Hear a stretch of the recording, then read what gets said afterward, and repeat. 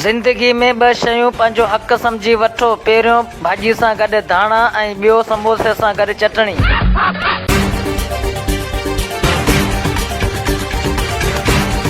इंसान खे ॿ शयूं मगरूर करे छॾींदियूं आहिनि, हिकु हुसन, ॿियो पैसो। अलाह जो शुक्र आहे असां वटि ॿई कोन्हे, तकबुर करण खां बची वियासीं।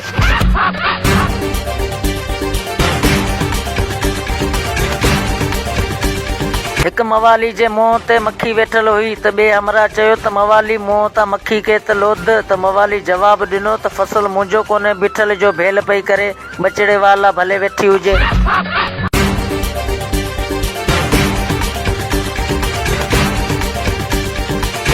3 साल थी विया आहिनि फेसबुक जे झंग में शिकार कंदे, रुगो गोर पट फाथा आहिनि, हरण त हिकु बि हथ कान थी अचे।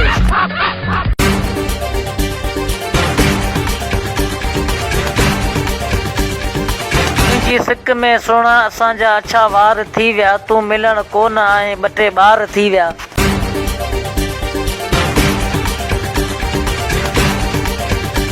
हिकु छोकिरे ॿिए छोकिरे खे चयो त मुंहिंजे पीउ जे अॻियां चङा भला माण्हू बि पटको ऐं टोपियूं लाहे वेंदा आहिनि। त ॿिए छोकिरे चयो त तुंहिंजो पीउ कहिड़ो कमु कंदो आहे? पहिरें छोकिरे जवाबु ॾिनो त मुंहिंजो पीउ हजाम आहे।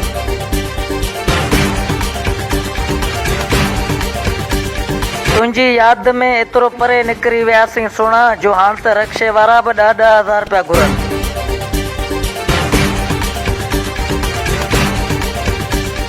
औरतूं मेकअप खां सवाइ जिनड़ियूं लॻंदियूं आहिनि त मर्द बि व्यंजन खां सवाइ बांदर लॻंदा आहिनि। मूंखे बि तॾहिं ख़बर पई जॾहिं सुबुह जो टिक में पंहिंजो मुंहुं ॾिठमि।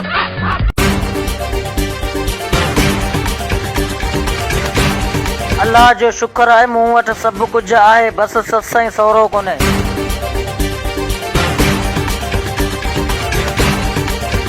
घोटने बधा मोड़ मूंखे ॾाढी ख़ुशी थी आया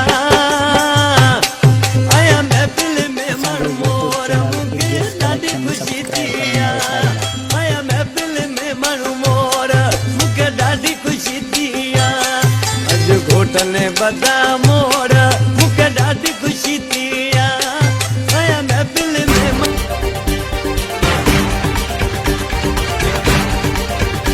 ओप्पो मोबाइल वठी, सैमसंग वठी, इन्फिनिक्स वठी, कंहिं बि मोबाइल मुंहिंजो फोटू सही न कजो। लॻे तो मोबाइलियूं ख़राब हुयूं। मोबाइलूं सही हुयूं, तुंहिंजी शिकिल ख़राब आहे। रात थी वई ॻोठ में चोरी। सुबुह जो सभु परेशान हुआ, इहा चोरी कंहिं कई आहे?